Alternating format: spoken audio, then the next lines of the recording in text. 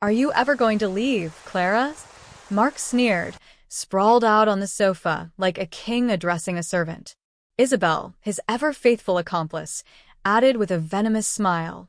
You heard him. This house is far too small for 3 adults. I stood still, my heart pounding but my voice steady. 2 smalls, I replied, my tone as even as I could manage. And yet, you both managed to fit your affair into it just fine. Their smirks, matching, cruel, and so self-assured, lit up the room. Mark's voice broke through the tension. You've got until tonight, he said, his tone cold and final. Or we toss you out ourselves. I swallowed the anger bubbling in my chest. Fine, I agreed, stepping back. I'll leave. But I promise you'll regret it. That morning had started like any other. I had no idea my world would be completely upended by lunchtime. The day began with a Zoom call where I sent off designs to a client. After weeks of revisions, I finally wrapped up the presentation, closed my laptop, and stretched. Just as I was about to breathe a sigh of relief, I heard the garage door open. Mark was home early.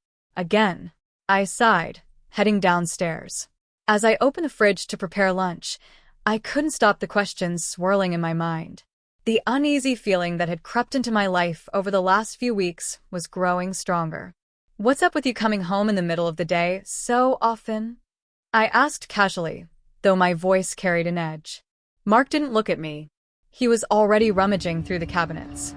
Work's changed, he said curtly. I've taken on a new project with Isabel. It's demanding.